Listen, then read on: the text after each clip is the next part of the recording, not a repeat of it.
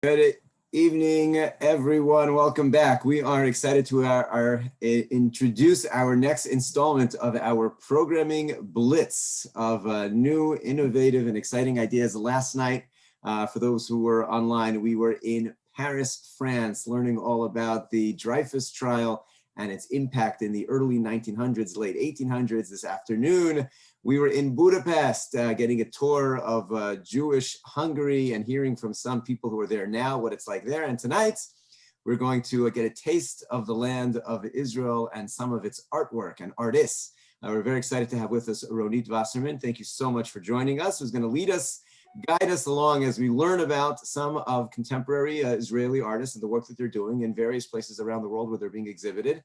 And we're so excited to add this to our array of programming that we are introducing. And since no one is here to hear me introduce you, but they're here to hear what you have to say, Ronnit, the floor is yours. Thank you for being with us.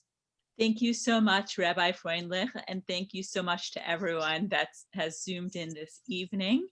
And I just want to say that this is one of the exciting things in the pandemic.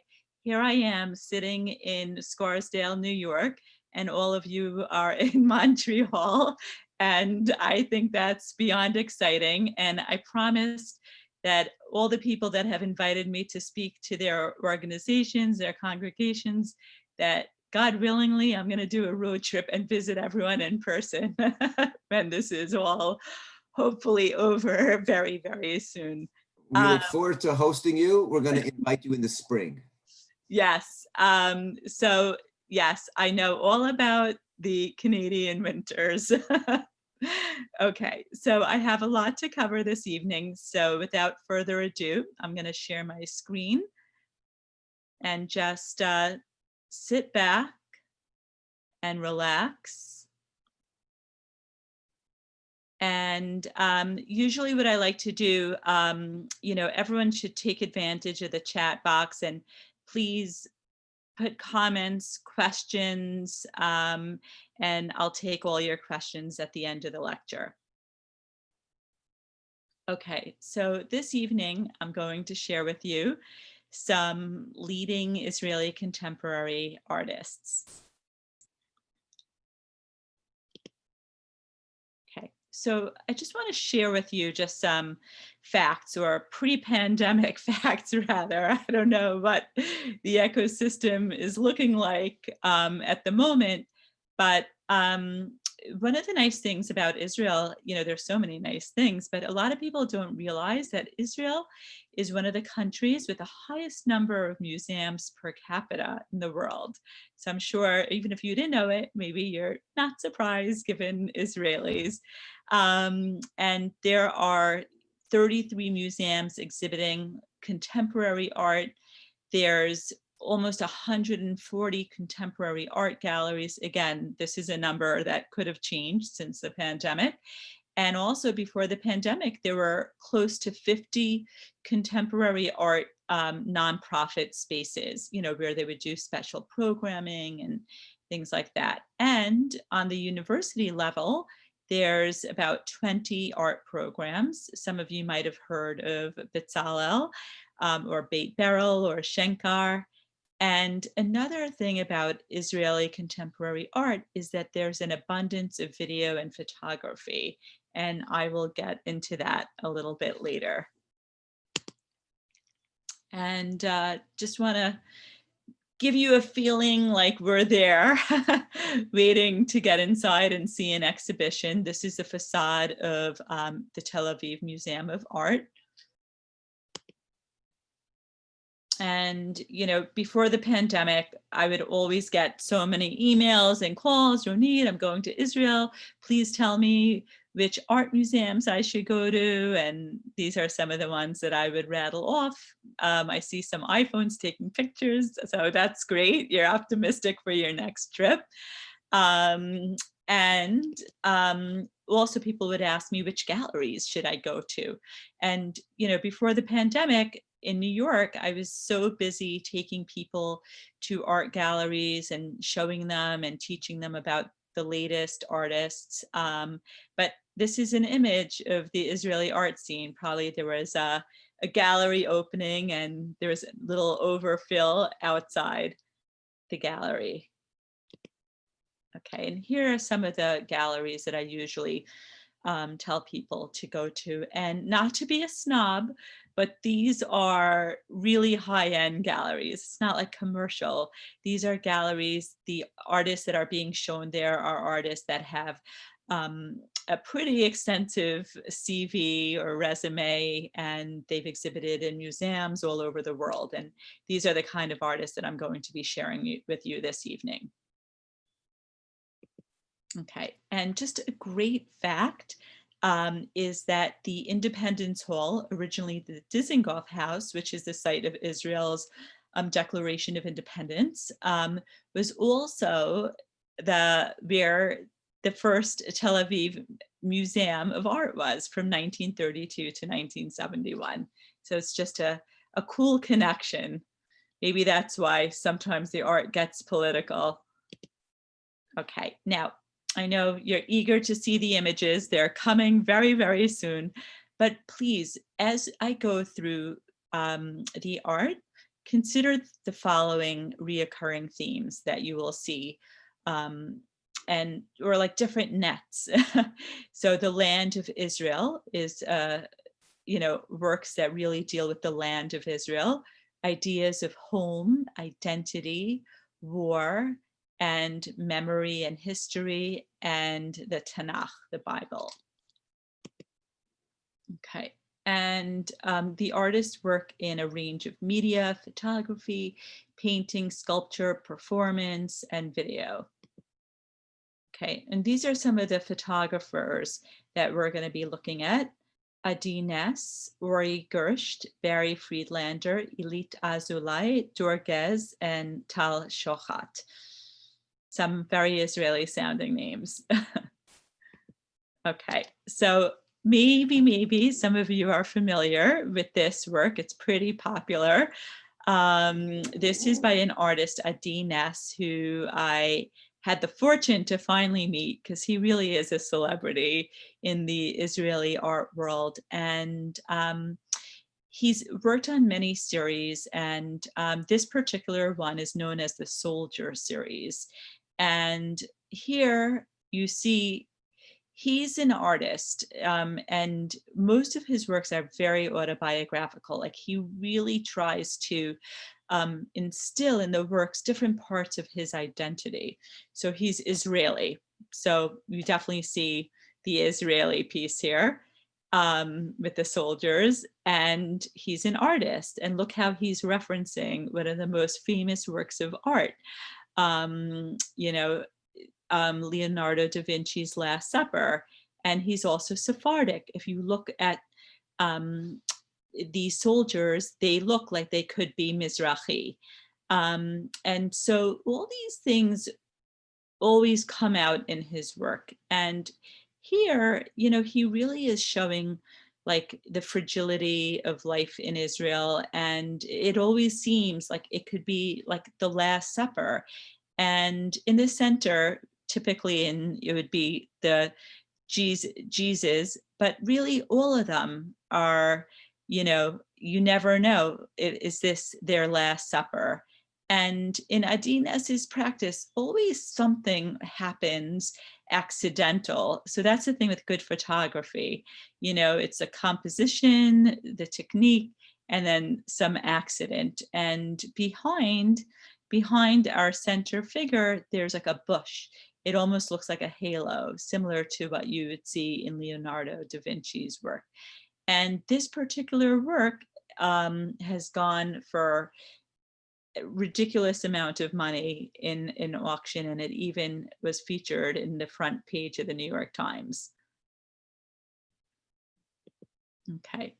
And another interesting series that Adi Ness focused on, he calls it the Bible stories. And he focuses on different characters in the Tanakh, in the Bible, that experienced homelessness at some point in their lives. So this is a really popular work within that series. And if you look at it, maybe some of you know who it could be. You could put it in the comment box. We'll see how many people are right. But case you don't know, it represents Hagar. Oh, and look, I actually have it on the bottom. You know, he actually doesn't title his works normally, but they become so popular that everyone just, you know, they kind of get known by a certain name. And really, Adi is interested in the viewer bringing their own experiences. And that's the main reason why he doesn't title them. And, you know, the way he works, he really works like a director. It's like he's directing a film and he's creating these sets in order to create these works. And the lighting becomes very important, the costume. And over here, you know, we feel like this is the point where she was kicked out of Abraham's tent. Sarah said she's got to go. And we want to know, well, what point was this? This is, I think, the point where she realizes that she's pregnant and she goes back. And here too, something accidental happened. You have behind her left shoulder, if you look, there's a piece of stone that got removed, and especially the woman, look closely. Doesn't it remind you of a sonogram? So that's why they say this was the point when she realized that she was pregnant and she was going to return. Now, one more thing, this might remind you of another really famous work of art in history, Dorothea Lange, Migrant Mother. It's the same pose. So again, he's always referencing iconic works in art history. And this is part of a series called The Village, and it's called The Annunciation. And a lot of you probably recognize the situation. It's any parent's nightmare of being told that their child who's in the army died. And this is that moment. But what Adi Ness does is he mixes it with a lot of Christian iconography. And it's as if you have the Virgin Mary who's wearing blue, which is typical of all those famous paintings. The Virgin Mary is always wearing blue, and the angels come and they make an announcement. So it's, again, you know, this whole idea of being a martyr, Israelis' youth being martyrs and making the ultimate sacrifice for the greater good. Okay, so now we're going to move on to an artist that I adore. His name is Ori Gersht, and I want you all to write his name down. And, you know, I always say, in order to have a successful Zoom presentation, it's best not to incorporate videos. So I'm actually not going to play any videos. But if you watch the video of this work, it's just incredibly impactful. So Ori Gersht, he works in photography, and when you see these works in person, they look like paintings, and he's very interested in these dualities, and he creates like these beautiful still lifes of flowers, and then he literally shoots it and it explodes into thousands of pieces. And when you watch the video, you hear a siren in the background. And it's that same kind of siren that Israelis would hear, letting them know that they need to go into the shelter because there's a threat of missiles. And so he's really creating like this metaphor for everything in life can be beautiful, and then in a moment's notice, everything can explode. And also just questioning reality, you know, like he's able to capture what our eyes can't. Like just the speed of him exploding these flowers, our eyes aren't even quick enough to capture. And a more recent body of work called Fragile Land, he's very interested in flowers that are typical in Israel. And, you know, my mother's Israeli, and she told me that when, you know, she was growing up, you know, certain, like it's a very part of, you know, their lifestyle. Everyone likes to hike, go camping, and just be in nature. And my mother knew the names of every single flower in Israel. And there's this feeling that you feel like part of your identity and your connection with the land is through flowers, or even trees and plants that are unique to Israel. And so he's very interested in these connections, and he feels like it's very fragile, these connections. Okay. And so here we're looking at a work by Barry Friedlander. I had the pleasure also of meeting him a few years ago. He was giving a talk in someone's home, and he said to me, "Oh my God," and this is before he spoke, he's like, "I can't believe there's so many people." And there really weren't. There were like, I don't know, like 30 people.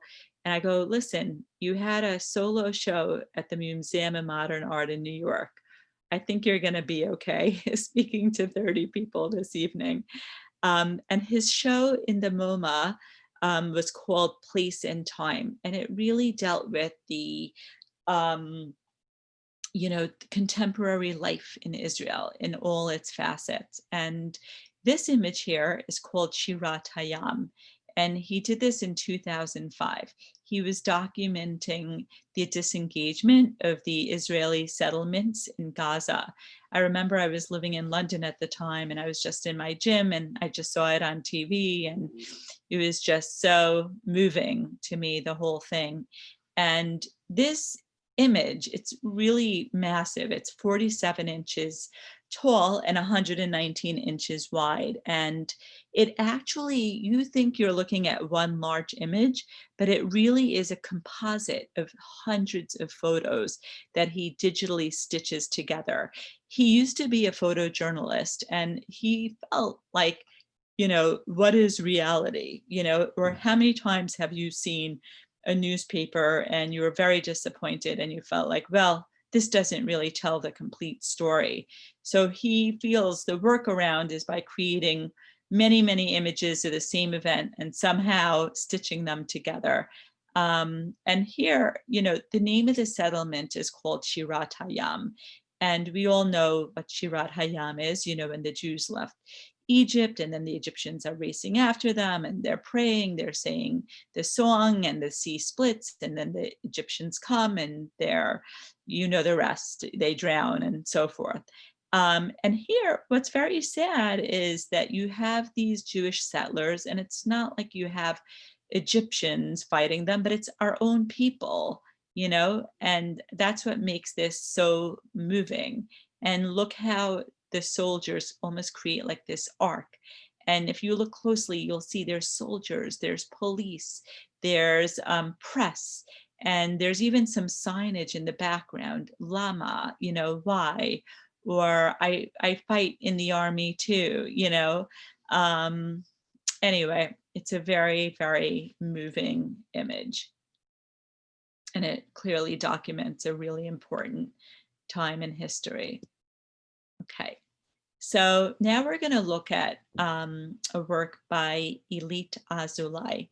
Now, you have to ask yourself this question, especially in the world that we're living in. We're just consumed with images. I mean, we take hundreds of photos a week, and we're flooded with images. We open up our email, there's tons of images. We open up a magazine, a newspaper. It's just, we're drowning with images. And this artist, instead of focusing on, capturing that moment, she goes about her photography in a completely different way. So in this body of work called The Keys, she was looking at these buildings in the south of Tel Aviv that were slated for demolition. And she would go and she would photograph the walls. And because of the strong Mediterranean sun, that very often like the white walls would like bleach certain parts of the wall. Or if you had like a sofa and you removed it, you'd see that part that the sofa was blocking would be darker than the others. And so she photographed all these different pieces of wall, and then she would stitch it together digitally and create this tableau of a background. And then she would come back to the building once it was demolished. And she noticed that within the walls, she found all these objects. So she realized that these buildings weren't built, they were built in a very cheap way. It's as if they were built without a strong sense for tomorrow. And probably they ran out of money when they were building it. They couldn't buy cement. And the workers were told, just bring any objects that you can. I mean, she found like fish bones, seashells, belt buckles, you name it. And she took those objects back to her studio. She cleaned them, she rehabilitated them, and she photographed each one individually. And then, like a cabinet of curiosity, she displayed them in this way. Now, our brain wants to make connections between these objects, but there really isn't any. And a few years ago, she was in a really important group show at the MoMA in 2015 called Ocean of Images, New Photography. And in the show, she had work that she did in Germany. She had a residency there, and she went all over Germany to different cities, and she found all these interesting objects.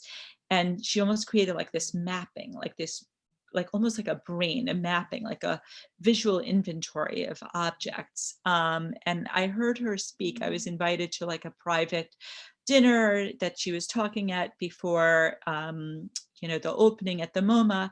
And one really cool thing that she explained was that typically in Germany, when she would come and ask someone a question, it would result in someone slamming the door in her face or saying something like, well, go to town hall and find out for yourself. And she explained in Israel, when she asked questions, it would usually end up in an invitation for Shabbat dinner. Okay. Now we're going to look at some works by Doron Langberg. And this isn't one work. I actually took 3 distinct works from this series called Lilies of the Field that he did recently in 2019, and I just grouped them together. So these are cyanotypes and photograms, and just a very cool thing that I learned when I was researching this body of work of his is that, when we used to make trips to Israel, or in our future trips, we all have our favorite souvenirs, right?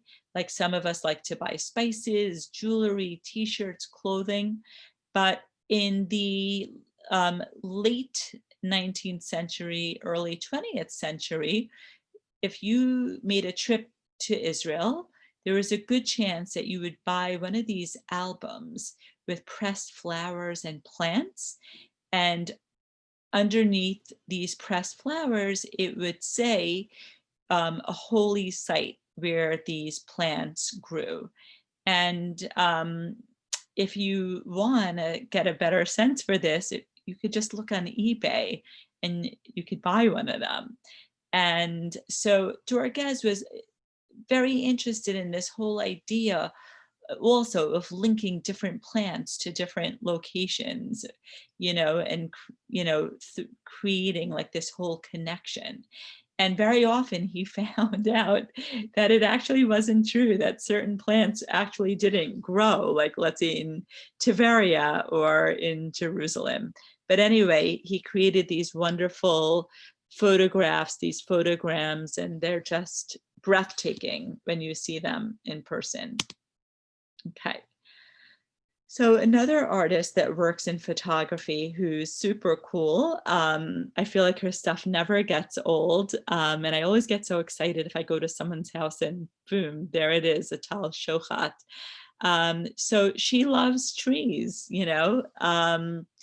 and she does these series of trees that are fruit bearing, and she likes to photograph them when they're at their prime, when it's bearing fruit and it's at its ripest point. And she literally cleans every single leaf, and she puts like this black background. And, you know, she just loves trees. And think about it. What were our earliest drawings? Or when your kids or grandkids come home and they make you a picture, it's usually like a tree. There's just something about trees. Also, like this whole idea of like a metaphor. And she's also interested, you know, in this whole idea of art versus artifice. And here, by putting this Black background and making it look like an advertising campaign, it almost is that feeling like when you see a rhinoceros in a zoo, like you feel like it's not in its natural habitat. And she does something similar. So before we saw the pomegranate, so here we see apples. And she uses like a typical Middle Eastern carpet just to give it a more Mediterranean vibe. Okay, so now we're going to move on to paintings. And these are the artists that we're going to look at: Shai Azoulay, Zoya Cherkassky, Nir Hod, Doron Langberg, Gideon Rubin, and Fatma Shanan, and Niri Takale. Okay, so first we're going to look at Shai Azoulay. And I've been doing all these studio visits with Shai virtually, and I hope we'll be able to do one with you also. We'll introduce you to Shai hopefully very soon. And Shai was a recent recipient of a very prestigious prize in Israel, the Landau Prize. And the Landau Prize is given to pioneers that work in science and the arts, and they get a chunk of shekels if they win. And of course, you can all agree that especially now during the pandemic, the Magefa, it's more important than ever to award people working in these fields. And I really like to think of Shai as like the contemporary Chagall. I just find his work so uplifting. And his works really are about the artist and what is the artist's role in society. And, you know, he likes to capture the artist in a studio, just doing his thing and hoping that the ideas will come to him sooner rather than later. And actually, this particular work, I did a very cool collaboration with him. You know, one of the winners of the pandemics are puzzles. So we created a puzzle actually of this particular work, and we like sold out in like 2 weeks. So it was all terribly exciting. And this is another great painting of his, and you can just see the idea of the artist in his studio and hoping that as soon as he wakes up from his nap, boom, he'll know exactly what he needs to do. And Shai is particularly interested in referencing Henri Matisse in his works, especially the cutouts. And for those of you who know a lot about art and art history, or just maybe love Matisse, know that it was the cutouts that he did later in life. You know, he was too sick to paint. So Shai feels like I'm going to paint for him these cutouts. Okay. Okay. So now we're going to take a look at a really interesting artist, Zoya Cherkassky, who immigrated with her family from the Soviet Union. And her works really deal with, you know, this whole idea of integrating into Israeli society, socially, culturally, and religiously at times. And in the Israel Museum, they had a show of hers called Pravda, which is truth, based on a Russian publication that was actually full of fake news. But anyway, she deals with a lot of stereotypes. And even though, you know, she does things in a very, paints in a very like social realist or caricature like way, you know, it's funny, but then it's not so funny. So here, this work is called Itzik. Who is Itzik? Itzik is the Sephardic falafel store restaurant owner. And when the shop closes, he decides to hit on his Russian waitress. Okay. This one is called The Rabbi's Deliquium. And so you see, here, this is a classic case where some of the Russian olim, the Russian immigrants, they try to integrate religiously. And so the rabbi comes to check in. Let's see how my newly religious couple is doing. So he sees, okay, he's wearing a kippah, even the baby's wearing a kippah.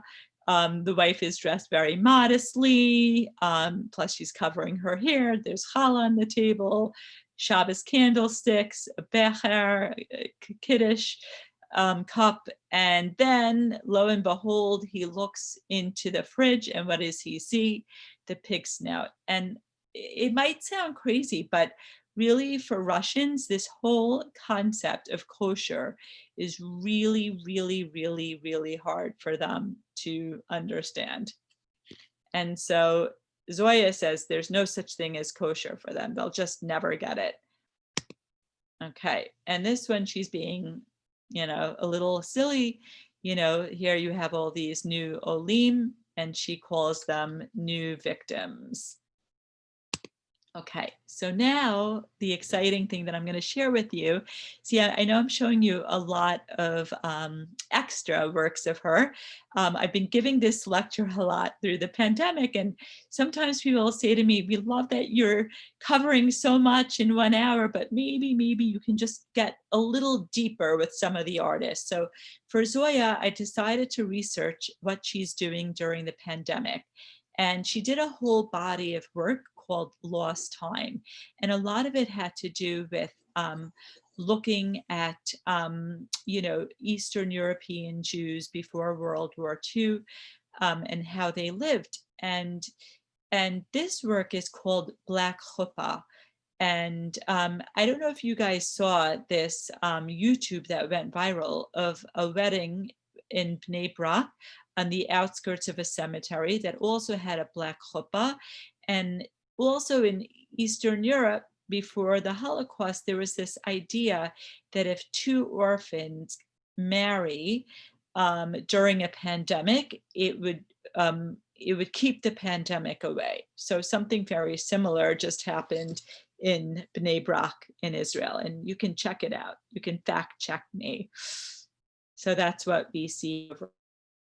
And I love this one. I think this is something that we can all relate with.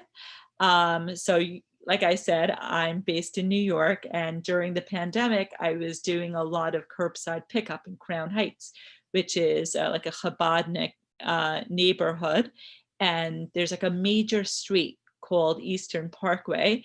And I was so upset that I didn't photograph, but I saw a bunch of people having a minyan on Eastern Parkway, and they were all socially distanced. And I just thought, oh, there were ever an image from the pandemic, it was that. And then I saw this painting of Zoya's, and I was pretty excited. Okay, so now we're going to look at some works by a really important Israeli artist named Nir Hod. And he did this body of work in 2003. And he also had a big show at the Tel Aviv Museum that was based on like all these funerals in Israel of youth. And what's really wild about this body of work, and Nir, he's also interested in like artists like Andy Warhol. Andy loves tragedy and he loves glamour, and Nir loves to combine the two together. And it's kind of like this idea of like youth, never-ending youth and beauty. And he says that even amidst the biggest tragedies, there's some kind of beauty, this whole idea of people coming together, the community, the flowers, the candles, and he loves these paradoxical moments. Now, another thing to realize that, these works make a lot more sense in a post 9/11 world. Before 9/11, these works wouldn't really resonate with everyone. And so it really speaks of tragedies around the world in a post 9/11 world. Okay, now this is a unbelievable body of work called Mother. And you look at this and you think, oh, it looks like an advertisement. It looks like in a magazine. It looks like a glamorous woman. Maybe they're advertising like her coat, maybe her bag, and then all of a sudden in the exhibition, and they actually have this work up at the Jewish Museum in New York now, and then right next to this painting, there's this image. So we all know this famous iconic image from the Holocaust with the boy with his hands in the air as they're leaving the Warsaw Ghetto. And we're all fixated on this boy, and we don't really pay attention to the other people. And so Nir is trying to communicate with us a few things. So just like this idea, we become so fixated on, and we have such a narrow vision. And what would happen if we just shift our focus? A whole new world can open up for us. Now, another thing that he's thinking about is he hates how people look at these Holocaust photographs and they think, victims of the Holocaust. And he feels like these people had a life. These were people with lives. They were, like this mother, like he wants to extricate her from this scene, just to free her from this. She's a mother. She was maybe an aunt, a wife, and he just wants to free her, all the mothers in these kind of images. Okay, and so Nir, as you saw, was working for many years, in a very figurative way, and now this is him. He's working in the most abstract way, and he's really busy creating like these abstract works where he puts the oil paint on it, and then he does a very, very sophisticated chrome plating. And so he's including the viewer into the work. Okay. And now I'll just show you like a few images of Doron Langberg. Just before the pandemic, he had an opening in Chelsea in New York, and I went to see the show, and I'm telling you, I couldn't even move in the gallery. It was just so, so full. And I was so excited to learn that almost half the paintings sold before the opening, and after the second day after the opening, every single painting sold. And so the cool thing with this is, Doron, he's actually, he's gay. And I just really think this speaks of, Israeli democracy, and this is just a gay artist who's based in New York, and he is able to show, what I mean, that the freedom of his lifestyle in these works. And the works are just pulsating with color. And he's just an absolute incredible colorist. It seemed like the paintings were backlit. Okay, now we're looking at by Gideon Rubin. And Gideon Rubin, this last name might sound familiar, Reuven Rubin, that was his grandfather. And these are works that he's done throughout the pandemic. We all know those masks all too well.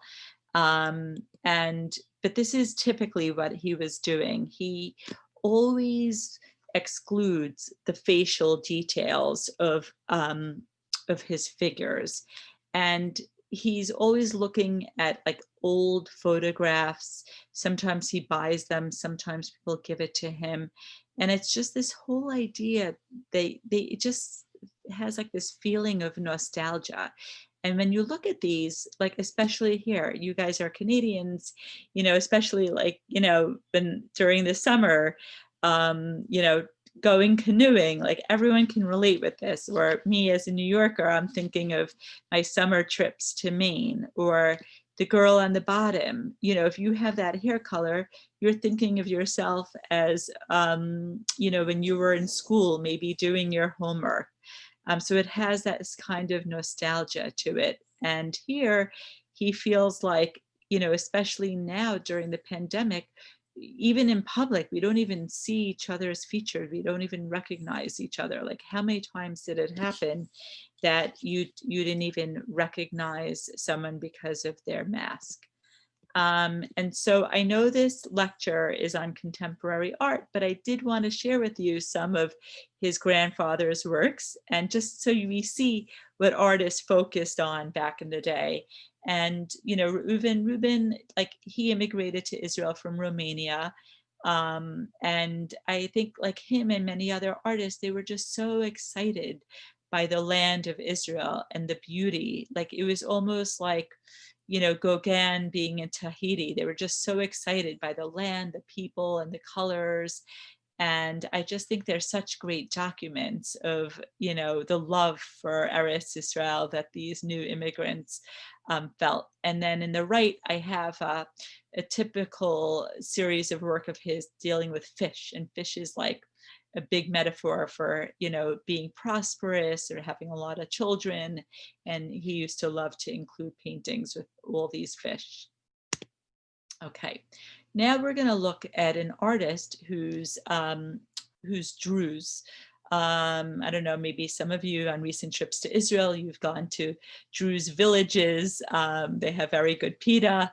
And Fatma Shanan, this is a work, she always incorporates carpets in her works, or usually, because she feels like in her home, you know, in her culture, carpets are like almost like family members. There's like really so much part of, you know, daily life. And so here she's literally like weaving herself into this carpet. Okay. Another interesting artist is Niri Takale. She's Israeli Ethiopian. And she immigrated in Operation Solomon to Israel. And here too, we see like an Ethiopian multi-generation group. And this is called After Friday Prayer. And I think it's very strong having the mother and child in the center. And then you have the grandparents. And if you look, the ribbon on their dresses, on their clothing, links them. It's almost like a bloodline linking the generations together. And this is a work that I saw of hers at a fair that focuses on contemporary art of artists of African descent. And I saw this great work of hers. And so she also is also making paintings showing how Ethiopian Jews are integrating into Israeli society, which is definitely reflected in this painting. Okay, and during the pandemic, I did a virtual studio visit with another Ethiopian Israeli artist. Her name is Tigist Ron Yosef, and she currently has a show at the Tel Aviv Museum, and she works in charcoal, and she also does figurative works. And it was just very cool hearing from her how, you know, she feels like, you know, she just wants so badly to integrate into Israeli society. And she really felt that when she was in the army, she felt 100% Israeli. And also when she was in art school. And she also mentioned that on a trip to Addis Ababa, all of a sudden she would see people like in the market, and even in their gestures and movements and the way they bent over, she couldn't get over how it reminded her of like some of her gestures, and how like it's wild how you can inherit like these gestures from people in your family and the same background as you. And this is a work that she calls Abba. And she said that her father was always very excited before Shabbat begins. And he would always take a shower and put on a clean white shirt that's ironed and just sit on the sofa waiting for Shabbat to come in. And that people could like recognize him from like from a distance. They just know that gesture of her father waiting for Shabbat to come in. Okay, so just a few artists that work in video art. I mean, there are so many, really. Sigalit Landau and Nevet Yitzchak and Michal Ravner. And I'm just going to share with you some of their works. Okay, so Sigalit Landau, you know, she does a lot of these video works, and she does all these sculptures that are based in like the Dead Sea. Like she says, the Dead Sea has almost become like her studio. And accidentally once, you know, one of her sneakers fell off, and all of a sudden she notices that it's getting this beautiful salt crystallization. And then since then, she started to put lots of different objects into the Dead Sea. And then this one here is really interesting. This is based on a series of work that she did based on this Yiddish play by Yansky about this girl who wanted to marry someone, but then he died, and then her family set her up with someone else, and she just felt like the spirit of the dead boyfriend kept on haunting her. And so Sigalit Landau did this whole series where she takes like a black dress of mourning, and then she put it in the Dead Sea, and after a few months, it became white, like a wedding dress. Okay, and this is an unbelievable image of a video installation by Nevet Yitzchak. It's unbelievable. It's based on Afghan war rugs, which was known from the Russian invasion in Afghanistan in 1979. And the women of Afghanistan, they started to incorporate these military motifs into their rugs. So if you look closely, you see tanks, you see airplanes, you see helicopters. And when you're watching this in a gallery or in a museum, you see like it's like a video game, and you see like these airplanes flying over from one carpet to the next, dropping bombs and literally carpet bombing. And then in one case, you even see them dropping leaflets, which was interesting because we all know that, you know, Israel, you know, if they're going to have something in Gaza, they would drop like these leaflets, like warning, you know, please evacuate this area, please get rid of all the civilians. And she's really just talking about this infinite loop of wars all over the world and how it's never ending. Okay, now, you know, I never like to say who's my favorite or who is the biggest or the most famous of them all, but really Michal Ravner might have the best CV from all the artists that we were looking at this evening. And I think when you have a show at some small museum in Paris called the Louvre, I think that's an indication.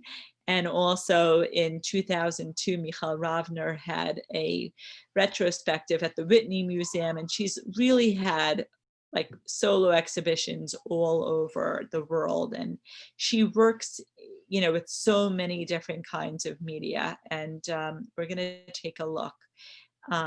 So this is what you saw in front of the Louvre in the previous slide. And this is called Makom. And she basically takes stone that she finds throughout Israel from demolished homes that used to belong to Arabs and Jews. And she has different masons who are Jewish and not Jewish working together to put together these stones and to create a new dwelling. And she doesn't use cement. She really wants it to work like a puzzle. So really these are like a sculpture. She's like an archaeologist, like so many things are happening here. And it's just like this, playing with this idea, like if these walls could talk, and she in particular loves stone. She just feels like stones have like this certain energy to it. Like if you think about it, if you pick up a stone in Israel, how many people for so many generations have touched that stone? So she's just very attractive to stones for that reason. And she's also done some really interesting commissions. And this is one that she did in Canary Wharf, at the tube station in London. And she does like these digital, she also works like in video and digitally. And we're really looking here at like the flow, the human flow, which is something that is also of great interest to her. And here you see like the tube map, and she replaces it with like people. You see on the wall, you see people moving, because again, she just wants to reflect the human flow. And in another body of work of hers, she was using these jackals. And she says, most people are afraid of jackals because we don't see them. They're like nocturnal.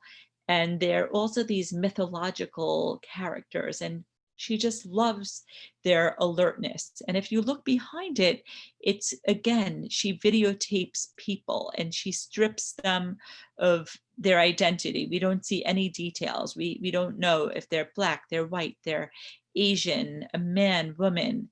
And it almost looks like text to her. It's almost like it's like some kind of messaging. And in these works, you see, again, these figures, and there's red. And in the gallery, this red, it's like pulsating.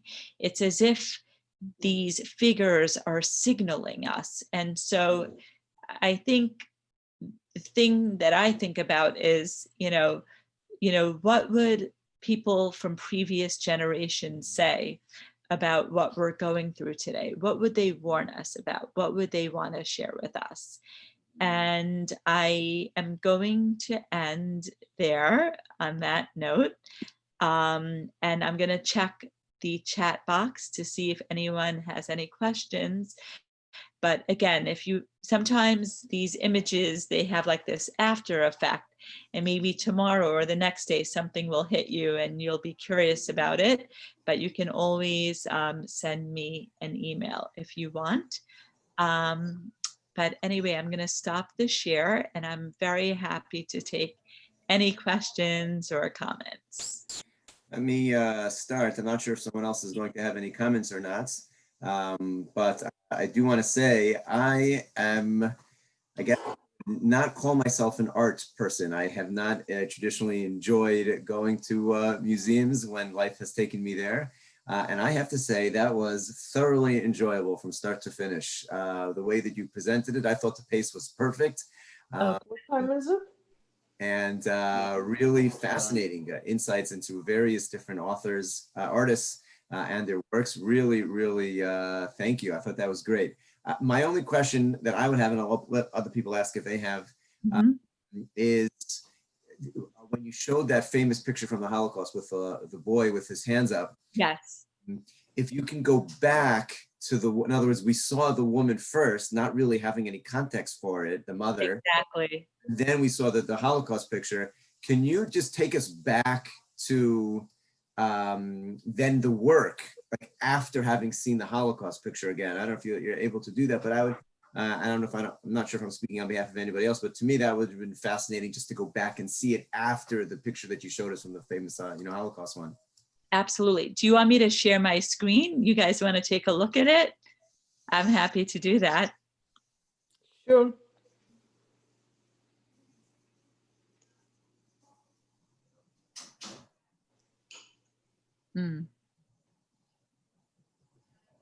Hold on.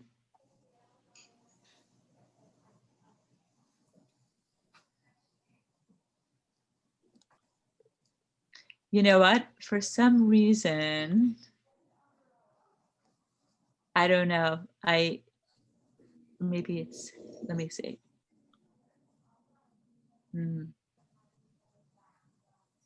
No, you know what? I think I closed it. I'm so sorry. That's all right. No, but that is actually the point, that, you know, he wanted to free her. Like, he just feels bad that these people become forever like victims of the Holocaust, and he just wants to like free her from the atrocities and liberate her, and just remind us that she was a woman with a life, you know, with a different story, you know, and that's what he loves, this idea of like mixing these, you know, these glamour and trauma together. Really amazing. Thank you. I'm sure that I'll open for some other questions, but I thought it was really, really greatly appreciated, and I thought it was wonderfully presented. So on behalf of all of us, I certainly say thank you. Thank you. Should I, I'm just looking at the chat box.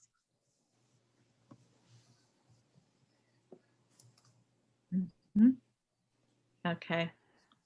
Everyone's shy. I know sometimes, like, when one person starts asking a question, then it brings on more questions, but it is late. So we'll just say that's the reason. And here, someone's saying I need to give prizes. Maybe that's how to do it, right?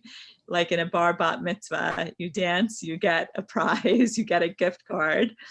But anyway, you know, look, this is the kind of course that can be, you know, like a semester course. You know, I feel like we could just do a lecture on each individual artist, or just focus on video. So I'm glad that I didn't overwhelm you guys. And just to say thank you so much for having me. It's just really exciting, and I'm looking forward to being back and bringing along some of the artists that I shared with you this evening. And so, yeah, so just wishing everyone be well, take care, and happy Hanukkah, Chag Sameach to all of you. Chag Sameach to you as Thank you well. very Thank you much. again. My pleasure. Thank you. Take care. Thanks. Bye. Bye. What is the Art Connect group? Oh, okay.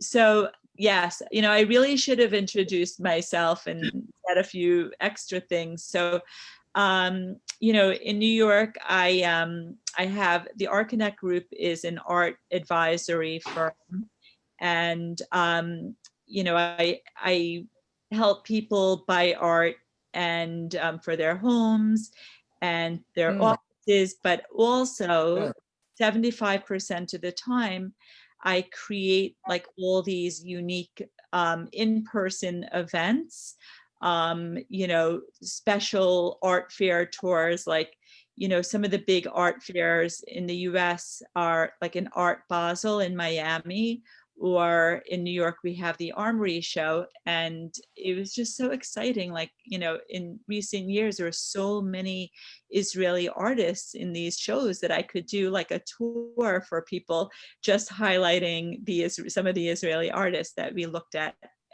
this evening. And I just want to say that even now during the pandemic, I've really pivoted, like probably everyone in this call, to using Zoom and giving lectures. And yeah, but anyway, it's all good. It's good to be busy. Okay, good. All right. I guess I'm going to let you guys go. It's late. But thank you again so much for having me. I really appreciate it. Amazing. Have a great night. Thank you very much. Okay, bye.